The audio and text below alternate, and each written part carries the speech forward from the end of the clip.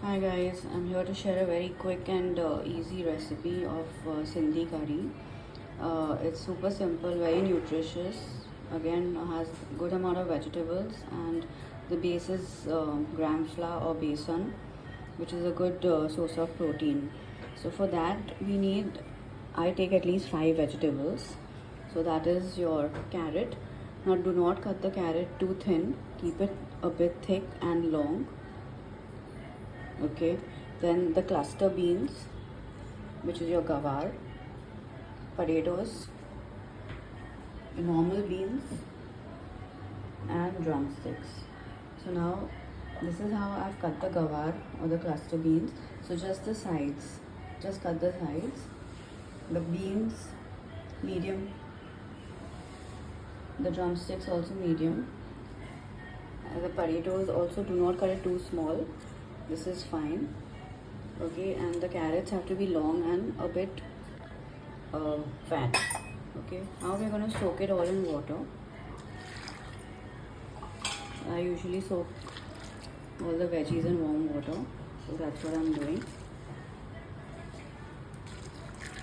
Now, as we all know that Sindhi Kadhi is usually a little khatta, so that is sour. So a lot of people, they use different bases for the sarnish. Some use tomatoes, some use kokum and tomato, and some use imli. So I use imli. It gives an amazing color, flavor, and awesome taste to the curry. So again, this also I'm soaking it because we want the imli ka pani, as they say. So I'm soaking it in a bit of water. Now I've taken a bigger cooker because, as we know, we have so many veggies. Now this is like literally only 100 grams, but each vegetable is about 100 grams, and that makes it almost 500 grams. So I've taken a bigger cooker. You need a bigger cooker. It could be taller or wider, whatever you have. I've put ghee, that is about 4 spoons of ghee. You need a little more ghee in this. Once the ghee completely warms and melts, we're going to splatter some jeera and kadi patta, which is your curry leaves. Now that the ghee is warm, put jeera.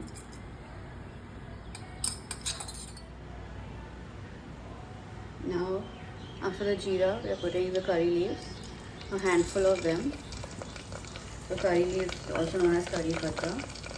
And now,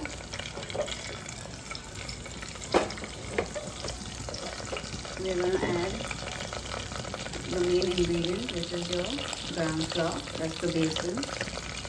So I'm adding about 3 spoons. It's a big spoon. I'm going to immediately mix it.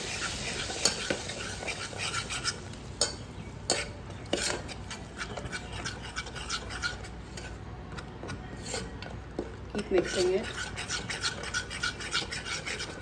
until you get a nice aroma.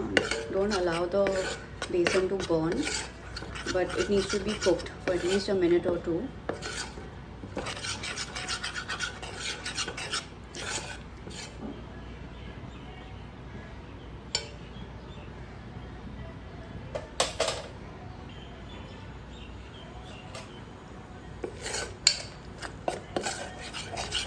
Now you can see it's forming a paste.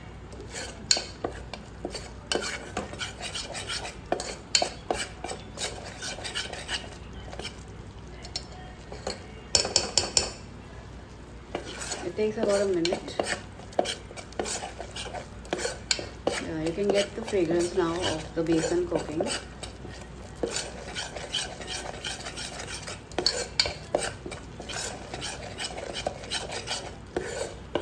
This step is really important. Now you can see the color is also changing.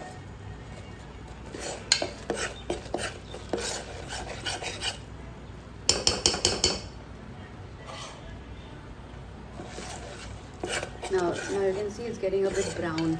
We don't want that to happen. So the moment this is happening, now we add water. So add at least 2 to 3 glasses of water.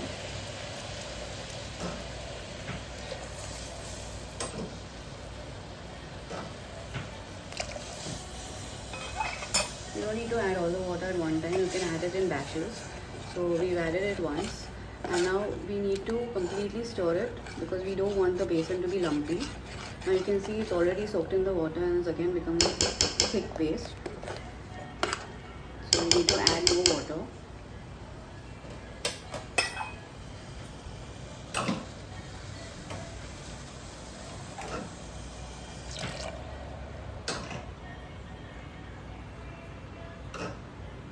Guys, keep the water ready because we don't want anything to burn.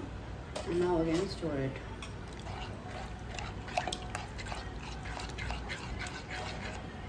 Now all these lumps that you can see, that is the thing that you need to make it completely smooth. So keep mixing it. You can also use the traditional thing with which you churn your lassi, or you can use this whisk. So I'm using a whisk, I just find it easier.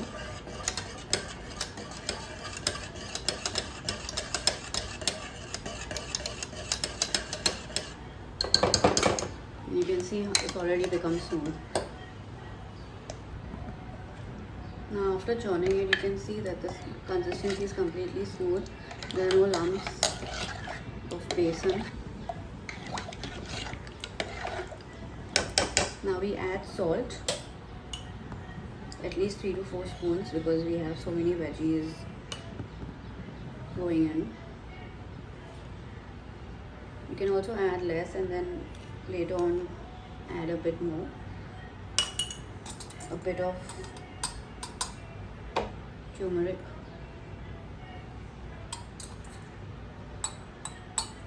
And a pinch of chilli powder. You can add more if you like it spicy. I'm just adding a pinch. Mix it again. The curry is almost ready. I still feel it's a bit thicker, so I'm going to add in a bit more of water and whisk it just one last time. Just whisking it one last time. It's completely smooth. I'm just doing this just to mix it all nicely together.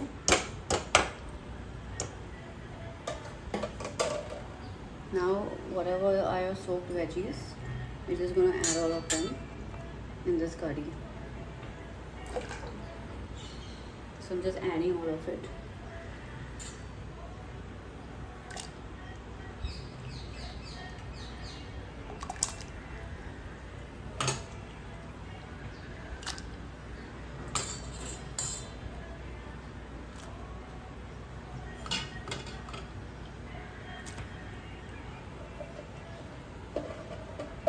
The drumsticks. I have taken a lot of drumsticks. These are 4 drumsticks because I love moringa. I just love the entire health benefits of drumsticks, especially in this weather, the summers. It's just awesome.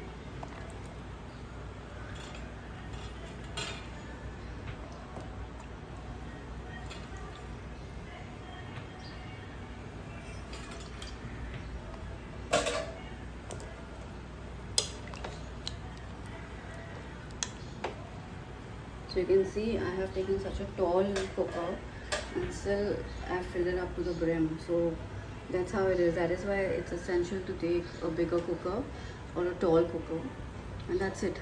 Now we're going to just put the lid for only 1 whistle. Just 1, not even 2, because otherwise your drumsticks are going to get completely squashed up. Just 1 whistle. So I've put the lid. It's on high flame. I'm just waiting for 1 whistle, that's it. After that we close the gas and we wait for the steam to completely evaporate, and then we are going to add this imli, and that's it, your dish is ready. So let's just wait for the whistle. So that's 1 whistle, so we'll close the gas. In the meanwhile, now we're just waiting for the steam to be released. So this is the tamarind water or the imli ka pani, and I'm going to just strain it and keep that ready.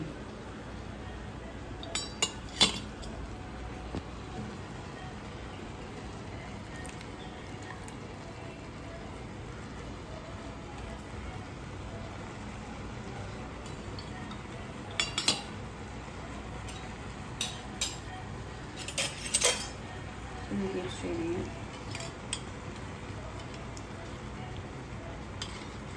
Add little by little and just keep straining it. You can also squeeze it with your own hands so that it goes through the sieve quick. You can also, a lot of people do this step in the mixer. They take this complete water and tamarind mixture and put it in the mixer. They grind it and then they sieve it. So whatever works for you guys, but I prefer this way. So that's what we're going to do now. So this is what I've managed to remove. So you have to squeeze it. You completely squeeze the pulp like this. And now that the steam is completely out, and you can see the veggies, guys. It's completely cooked and not overcooked. This is the main thing. Completely cooked. Okay. So now we just add the tamarind water. Add little by little. Don't add the entire thing. It might become too sour. So I'm just adding little. I'm gonna mix it.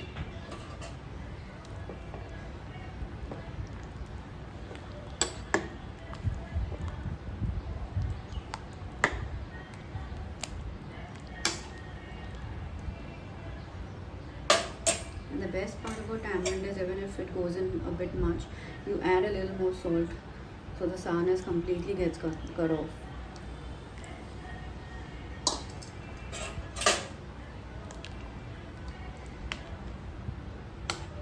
So I have taken about 80 grams, so it was a 100-gram packet, so about 80 to 85 grams of the tamarind, and I soaked it in water.